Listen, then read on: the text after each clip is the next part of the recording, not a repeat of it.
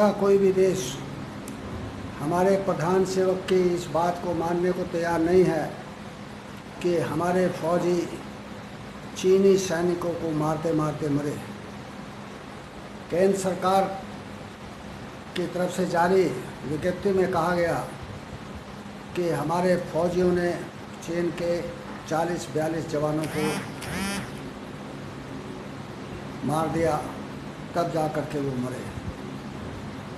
कोई भी समाचार एजेंसी दुनिया की इस बात से सहमत नहीं है, भारत सरकार की और हमारे प्रधान सेवक की। मुझे लगता है कि कोरोना का डर लोगों में इसलिए बैठाए रखा जा रहा है ताकि जनता का ध्यान बॉर्डर पर जो हमारी जलालत हुई है, जो हमें शिकस्त देखनी पड़ी है और जो केंद्र सरकार का चीन के प्रति ढिलमुल रवैया है, उसकी तरफ ना जाए। चीन ने फिंगर 4 तक अपना मिलिट्री बेस बना लिया है, मुकम्मल कर लिया है। उनके बैरक्स, उनके इंफ्रास्ट्रक्चर्स, उनके जो है शिविर वहाँ पर पक्के बन गए हैं और अब वो धीरे धीरे और आगे बढ़ता जा रहा है। चीन हमारे प्रधान सेवक की इस बात को प्रमुखता से प्रचारित कर रहा है कि किसी ने भी हमारे देश की 1 इंच भूमि भी कब्जाई नहीं है, ना तो कोई बाहर से यहाँ पर आया है, ना हमारे किसी चौकी पर कोई कब्जा हुआ है। इसका मनोवैज्ञानिक लाभ चीन को मिल रहा है और पूरे दुनिया में हमारी थू-थू हो रही है, हमारी फजीयत हो रही है, हमारी सार्वभौम सत्ता खतरे में आ गई है। अगर कांग्रेस इस बारे में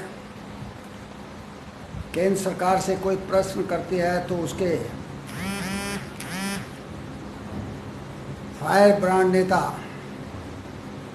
कांग्रेस को ही दोष देने लगते हैं, उनसे ही 2-2, 4-4 हाथ करने की बात करते रहते हैं।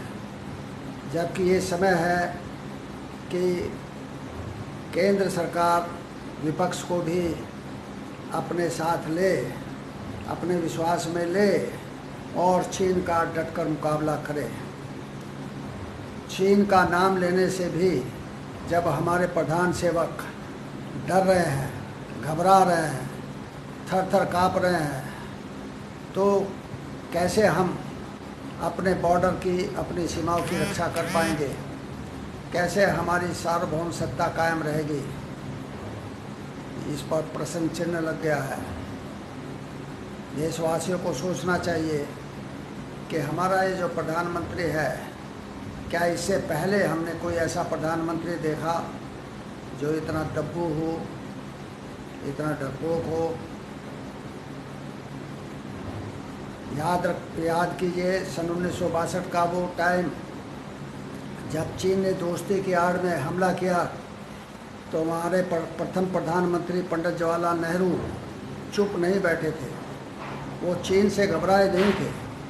हालांकि चीन उस समय भी हमसे आगे था और हमारी फ़ौज बहुत पुराने हथियारों के अलावा उनके पास कुछ और नहीं था, फिर भी उन्होंने फ़ौज को खुली छूट दी। नतीजा ये हुआ कि उस लड़ाई में हमारी फ़ौज ने चीनियों के 500 से ज़्यादा सैनिक मार गिराए और चीन को आगे बढ़ने से रोका। जबकि अब सन 62 के बाद 2020 में चीन हमारी सरहद तक आ गया है, हमारी सीमा में आ गया है और ये नहीं कहा जा सकता कि कब वो पूरे लद्दाख को ही अपने आगोश में न ले ले।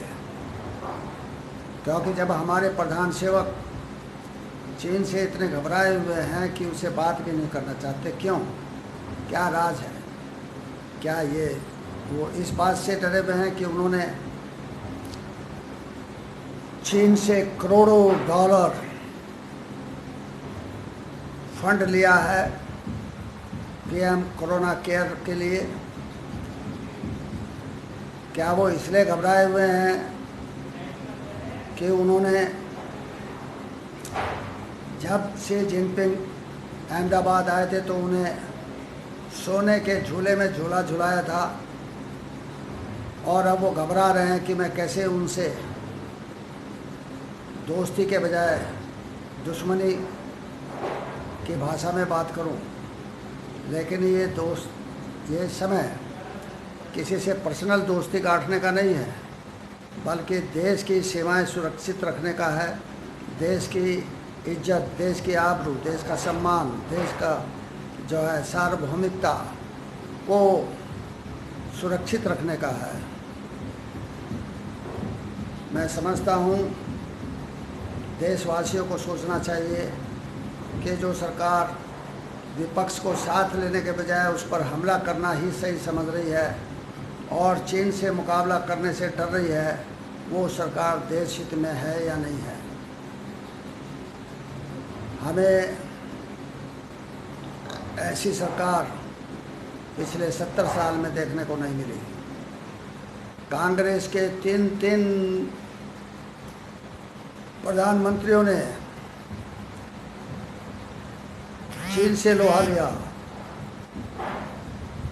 पाकिस्तान से लोहा लिया, पाकिस्तान के टुकड़े करे, एक नया देश बनाया दुनिया के ग्लोब पर। और हमारा प्रधान सेवक, आज का प्रधान सेवक, हमारी ज़मीन छीन लिए जाने के बावजूद चीन से खौफजदा है। इसमें मुझे लगता है कि अब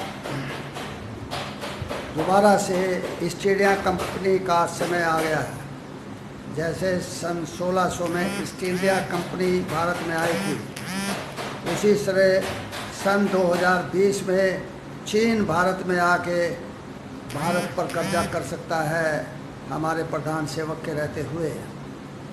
हमारा प्रधान सेवक कुछ नहीं कर पाएगा।